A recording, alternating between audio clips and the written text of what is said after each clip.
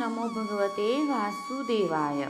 શ્રીમદ્ભાગવત મહાપુરાણ 10મો સ્કંદ, બીજો અધ્યાય. ભગવાનનો ગર્ભ પ્રવેશ અને દેવતાઓ દ્વારા ગર્ભસ્તુતિ.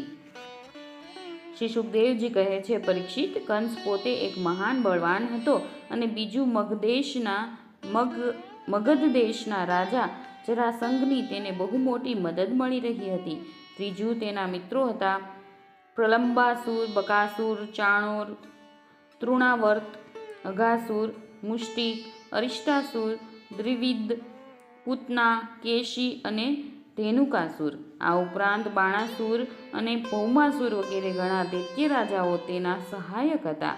તેમને સાથે રાખીને તે યદુવંશીઓનો નાશ કરવા લાગ્યો.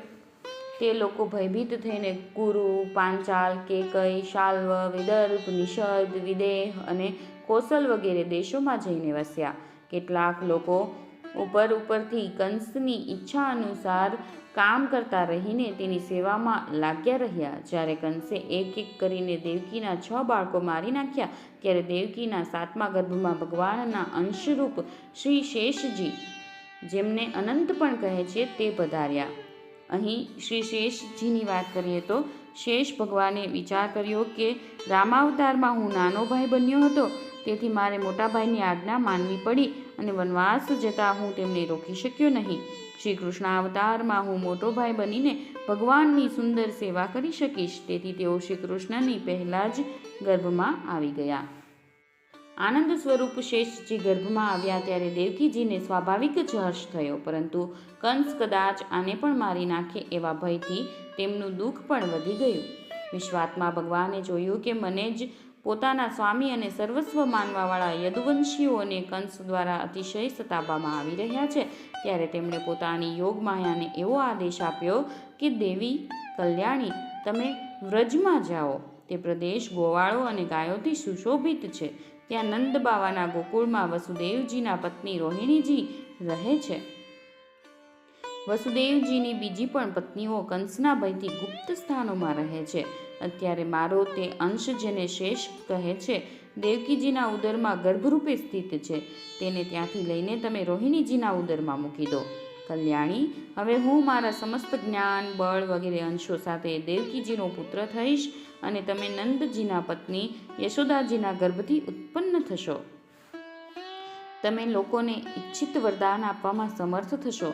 મનુષ્ય તમને પોતાની સઘળી અભિલાષાઓને પૂરી કરનારા જાણીને ધૂપ, દીપ, નૈવેદ્ય અને અન્ય પ્રકારની સામગ્રીઓથી તમારી પૂજા કરશે. પૃથ્વી પર લોકો તમારા માટે અનેક પીઠસ્થાનો સ્થાપશે અને દુર્ગા, ભદ્રકાળી, વિજયા, વૈષ્ણવી, કુમુદા, ચંડિકા, કૃષ્ણા, માધવી, કન્યા, માયા, નારાયણી, ઈશાણી, શારદા અને અંબિકા વગેરે અનેક નામોથી પૂજા કરશે.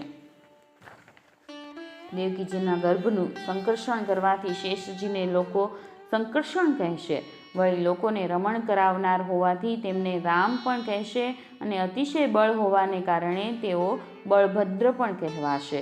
જ્યારે ભગવાને આ પ્રમાણે આદેશ આપ્યો ત્યારે યોગમાયાએ જેવી આજ્ઞા એમ કહીને ભગવાનની વાત માથે ચડાવી અને તેમની પરિક્રમા કરીને તેઓ પૃથ્વીલોકમાં આવ્યા તથા ભગવાને જેવું કહ્યું હતું તેવું જ કર્યું. જ્યારે યોગમાયાએ દેવકીજીનો ગર્ભ લઈ જઈને રોહિણીજીના ઉદરમાં પધરાવી દીધો, ત્યારે નગરજનો આપસમાં કહેવા લાગ્યા, અરે રે, બિચારી દેવકીનો આ ગર્ભ તો નષ્ટ થઈ ગયો. ભગવાન ભક્તોને અભય કરનારા છે, તેઓ સર્વત્ર સર્વરૂપમાં છે, તેમને ક્યાંય આવવું જવું પડતું નથી. તેથી તેઓ વાસુદેવજીના મનમાં પોતાની સઘળી કલાઓ સાથે પ્રગટ થઈ ગયા. ભગવાનના તેજને ધારણ કરવાને લીધે વસુદેવજી સૂર્ય જેવા તેજસ્વી થઈ ગયા. તે સમયે તેમની પાસે કોઈ પ્રાણી જઈ શકતું નહીં અને તેમનો પરાભવ કરવો અત્યંત અશક્ય હતો. ત્યાર પછી દિશા જેમ ચંદ્રને ધારણ કરે તેમ શ્રી વસુદેવજીએ સારી રીતે હૃદયમાં પધરાવેલા અચ્યુત અખંડિત અંશ અને સર્વના આત્મારૂપ કે જે જગતનું મંગળ કરનારા છે, તેમને દેવકી દેવીએ ધારણ કર્યા. ભગવાન સંપૂર્ણ જગતના નિવાસસ્થાન છે. દેવકીજી તેમનું પણ નિવાસસ્થાન બની ગયા, પરંતુ ઘડા વગેરેની અંદર બંધ કરાયેલા દીવાનો અને પોતાની વિદ્યા બીજાને ન આપનાર જ્ઞાનખલની શ્રેષ્ઠ વિદ્યાનો પ્રકાશ જેમ ચારે બાજુ ફેલાતો નથી, તે જ રીતે કંસના કારાગૃહમાં બંધ દેવકીજીની પણ એટલી શોભા ન થઈ. દેવકીજીના ગર્ભમાં ભગવાન બિરાજમાન થઈ ગયા હતા. દેવકીજીના પવિત્ર શુદ્ધ સ્મિતવાળા દેહની દિવ્ય કાંતિને લીધે કારાગૃહ ભવન ઝગમગી ઉઠ્યું હતું.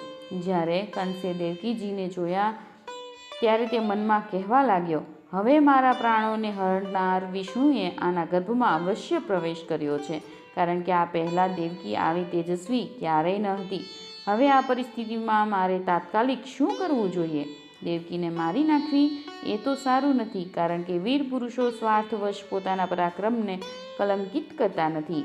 એક તો આ સ્ત્રી છે, બીજું બહેન અને ત્રીજું ગર્ભવતી છે. આને મારવાથી તો મારી કીર્તિ, લક્ષ્મી અને આયુષ્ય તત્કાળ નષ્ટ થઈ જશે. તે મનુષ્ય તો જીવતો હોવા છતાં પણ મરેલો જ છે, જે અત્યંત ક્રૂરતાનો વ્યવહાર કરે છે. તેના મૃત્યુ પછી લોકો તેની નિંદા કરે છે. એટલું જ નહીં, તે દેહાભિમાની અવશ્ય ઘોર નરકમાં જાય છે. જોકે કંસ દેવકીને મારી શકતો હતો, પરંતુ પોતે જ અત્યંત ક્રૂરતાના વિચારથી નિવૃત્ત થઈ ગયો. આ વાતને વિશેષ જોઈએ તો જે કંસ લગ્નના મંગલ ચિહ્નોને ધારણ કરેલી દેવકીનું ગળું કાપવાના અધમ કૃત્યથી પાછો વળતો ન હતો, તે જ આજે આટલો સદ્વિચાર ધરાવતો થઈ ગયો. તેનું કારણ શું છે? ખરેખર આજે તે જે દેવકીને જોઈ રહ્યો છે તેના અંતરંગમાં ગર્ભમાં શ્રી ભગવાન છે. જેની અંદર ભગવાન છે તેના દર્શનથી સદ્બુદ્ધિનો ઉદય થાય એમાં કોઈ આશ્ચર્ય નથી. એટલે હવે તે ભગવાન સાથે દ્રઢ વૈરભાવની ગાંઠ વાળીને તેમના જન્મની પ્રતીક્ષા કરવા લાગ્યો. તે ઉઠતા, બેસતા, ખાતા, પીતા, સૂતા, જાગતા અને હાલતા ચાલતા હંમેશા શ્રી કૃષ્ણનું જ ચિંતન કર્યા કરતો હતો. જ્યાં તેની નજર જતી, જ્યાં ક્યાંક અવાજ થતો, ત્યાં તેને શ્રી કૃષ્ણ દેખાવા લાગતા. આ પ્રમાણે તેને સંપૂર્ણ જગત શ્રી કૃષ્ણમય દેખાવા લાગ્યું. પરીક્ષિત, ભગવાન શંકર અને બ્રહ્માજી કંસના કારાગૃહમાં આવ્યા. તેમની સાથે પોતાના અનુચરો સાથે સઘળા દેવતાઓ અને નારદ વગેરે ઋષિઓ પણ હતા. તે લોકો અત્યંત મધુર વચનોથી સર્વની અભિલાષા પૂરી કરનારા શ્રી હરિની આ પ્રમાણે સ્તુતિ કરવા લાગ્યા. પ્રભુ, આપ સત્ય સંકલ્પ છો. સત્ય જ આપની પ્રાપ્તિનું શ્રેષ્ઠ સાધન છે. સૃષ્ટિના પૂર્વે, પ્રલય પછી અને સંસારની સ્થિતિના સમયે આ ત્રણેય અસત્ય અવસ્થાઓમાં પણ આપ સત્ય છો. પૃથ્વી, જળ, તેજ, વાયુ અને આકાશ આ પાંચ દૃશ્યમાન સત્યોના આપ જ કારણ છો અને તેમનામાં અંતર્યામી રૂપે રહેલા પણ છો. આપ આ દૃશ્યમાન જગતના પરમાર્થ સ્વરૂપ છો. આપ જ મધુર વાણી અને સમદર્શનના પ્રવર્તક છો. ભગવાન, આપ તો બસ સત્ય સ્વરૂપ જ છો. અમે બધા આપને શરણે આવ્યા છીએ. આ સંસાર શું છે? એક સનાતન વૃક્ષ છે. આ વૃક્ષનો આશ્રય છે એક પ્રકૃતિ. સુખ અને દુઃખ એ બે તેના ફળ છે. સત્વ, રજસ અને તમસ એ ત્રણ ગુણો એના મૂળ છે. ધર્મ, અર્થ, કામ અને મોક્ષ એ ચાર તેનો રસ છે. પાંચ ઇન્દ્રિયો તેને જાણવાના પાંચ પ્રકાર છે: શ્રોત્ર, ત્વચા, નેત્ર, રસના અને નાસિકા. આના 6 સ્વભાવ છે: પેદા થવું, બની રહેવું, વૃદ્ધિ પામવું, બદલાવું, ઘટવું અને નષ્ટ થવું. આ વૃક્ષની 7 છાલો છે. 7 ધાતુઓ: રસ, રક્ત, માંસ, મેદ, અસ્થિ, મજ્જા અને શુક્ર. આની 8 શાખાઓ છે. 5 મહાભૂત: મન, બુદ્ધિ અને અહંકાર.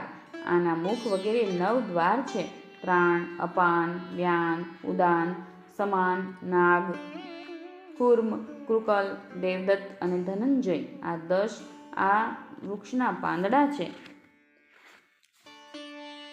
આ સંસાર રૂપી વૃક્ષ પર 2 પક્ષીઓ છે: જીવ અને ઈશ્વર. આ સંસાર રૂપ વૃક્ષની ઉત્પત્તિના આધાર એકમાત્ર આપ જ છો.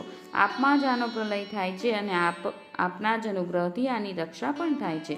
જેનું ચિત્ત આપની માયાથી આવૃત થઈ રહ્યું છે તથા જે સત્યને સમજવાની શક્તિ ખોઈ બેઠો છે, તે જ ઉત્પત્તિ, સ્થિતિ અને પ્રલય કરવાવાળા બ્રહ્માદિ દેવતાઓને અનેક રૂપે જુએ છે. તત્વજ્ઞાની પુરુષો તો બધાના રૂપમાં માત્ર આપને જ જુએ છે. આપ જ્ઞાન સ્વરૂપ આત્મા છો. ચરાચર જગતના કલ્યાણ માટે જ આપ અનેક રૂપ ધારણ કરો છો. આપના તે રૂપો વિશુદ્ધ, અપાકૃત, સત્વમય હોય છે અને સંત પુરુષોને બહુ સુખ આપે છે. સાથે સાથે દુષ્ટ લોકોને તેમની દુષ્ટતાનો દંડ પણ આપે છે. તેમના માટે અમંગલકારી પણ હોય છે. હે કમલ જેવા કોમળ કરુણામય નેત્રોવાળા પ્રભુ, થોડા ભાગ્યશાળી લોકો જ આપના સમસ્ત પદાર્થો અને પ્રાણીઓના આશ્રય સ્વરૂપ વિગ્રહમાં પૂરી એકાગ્રતાથી પોતાનું ચિત્ત પરોવીને અને આપના ચરણકમળરૂપી નૌકાનો આશ્રય લઈને આ સંસાર સાગરને વાછરડાની ખરી જેવડું બનાવીને પાર કરી જાય છે. કેમ ન કરે? અત્યાર સુધીના સંતો સહજ રીતે આ જ નૌકાથી સંસાર સાગરને તરી ગયા છે. હે પરમ પ્રકાશ સ્વરૂપ પરમાત્મન, આપના ભક્તજનો સંપૂર્ણ સંસારના નિષ્કપટ પ્રેમી અને સાચા હિતેશી હોય છે. તેઓ સ્વયં તો આ ભયંકર અને કષ્ટથી પાર કરવા યોગ્ય સંસાર સાગરને પાર કરી જ જાય છે, પરંતુ બીજાઓના કલ્યાણ માટે પણ તેઓ આપના ચરણ કમળોની નૌકા સ્થાપિત કરી જાય છે. ખરેખર સત્પુરુષો પર આપની બહુ કૃપા છે. તેમના માટે આપ અનુગ્રહ સ્વરૂપ જ છો. હે કમલનયન, જે લોકો આપના ચરણ કમળોનું શરણ લેતા નથી તથા આપની ભક્તિથી વિમુખ હોવાને કારણે જેમની બુદ્ધિ પણ શુદ્ધ નથી, તેઓ પોતાને મુક્ત માનતા હોય તો તે યથાર્થ નથી. વાસ્તવમાં તો તેઓ મુક્ત નથી પણ બંધાયેલા જ છે. તેઓ જો કોઈ મોટું તપ અથવા સાધના કરીને કોઈ રીતે ઊંચામાં ઊંચા પદ પર પહોંચી જાય તો પણ ભક્તિના અભાવે ત્યાંથી પદભ્રષ્ટ થઈ જાય છે. પરંતુ ભગવાન, જે આપના પોતાના નિજજનો છે, જેમણે આપના ચરણોમાં સાચી પ્રીતિ જોડી રાખી છે, તેઓ ક્યારેય તો જ્ઞાનાભિમાનીઓની જેમ પોતાના સાધના માર્ગથી ચ્યુત થતા નથી. તેઓ તો મોટા મોટા વિઘ્નો નાખવાવાળાઓની સેનાના સરદારોના માથા પર પગ મૂકીને વિચરે છે. કોઈ પણ વિઘ્નો તેમના માર્ગમાં અવરોધ ઊભો કરી શકતા નથી, કેમ કે તેમના રક્ષક આપ છો. આપ સંસારની સ્થિતિને માટે સમસ્ત દેહધારીઓનું પરમ કલ્યાણ પ્રદાન કરવા માટે વિશુદ્ધ સત્વમય સચ્ચિદાનંદમય પરમ દિવ્ય મંગલ વિગ્રહ પ્રગટ કરો છો. તે રૂપ સચ્ચિદાનંદમય પરમ દિવ્ય મંગલ વિગ્રહ પ્રગટ કરો છો. તે રૂપ પ્રગટ થતાં જ આપના ભક્તો વેદ, કર્મકાંડ, અષ્ટાંગ યોગ, તપસ્યા અને સમાધિ દ્વારા આપની આરાધના કરે છે. કોઈ પણ આશ્ચર્ય વિના તેઓ કોની આરાધના કરશે? પ્રભુ, આપ સર્વના વિધાતા છો. જો આપનું આ વિશુદ્ધ સત્વમય નિજ સ્વરૂપ ન હોય તો અજ્ઞાન અને તેના દ્વારા થવાવાળા ભેદભાવને નષ્ટ કરનારું અપરોક્ષ જ્ઞાન જ કોઈને થશે નહીં. જગતમાં દેખાનારા ત્રણેય ગુણ આપના છે અને આપના દ્વારા જ પ્રકાશિત થાય છે. આ સત્ય છે, પરંતુ આ ગુણોની પ્રકાશક વૃત્તિઓથી આપના સ્વરૂપનું માત્ર અનુમાન જ કરી શકાય છે. વાસ્તવિક સ્વરૂપનો સાક્ષાત્કાર થતો નથી. આપના સ્વરૂપનો સાક્ષાત્કાર તો આપના આ વિશુદ્ધ સત્વમય સ્વરૂપની સેવા કરવાથી અને આપની કૃપાથી જ થાય છે. ભગવાન, મન અને વેદ વાણી દ્વારા માત્ર આપના સ્વરૂપનું અનુમાન થાય છે, કેમ કે આપ તેમના દ્વારા દ્રશ્ય નથી, તેમના સાક્ષી છો. તેથી આપના ગુણ, જન્મ અને કર્મ વગેરે દ્વારા આપના નામ અને રૂપનું નિરૂપણ કરી શકાતું નથી. તેમ છતાં પ્રભુ, આપના ભક્તો ઉપાસના વગેરે ક્રિયાયોગ દ્વારા આપનો સાક્ષાત્કાર તો કરે જ છે. જે પુરુષ આપના મંગલમય નામરૂપનું શ્રવણ, કીર્તન, સ્મરણ અને ધ્યાન કરે છે અને આપના ચરણ કમળોની સેવામાં જ પોતાનું ચિત્ત જોડેલું રાખે છે, તેને પછી જન્મ મરણ રૂપી સંસાર ચક્રમાં આવવું પડતું નથી.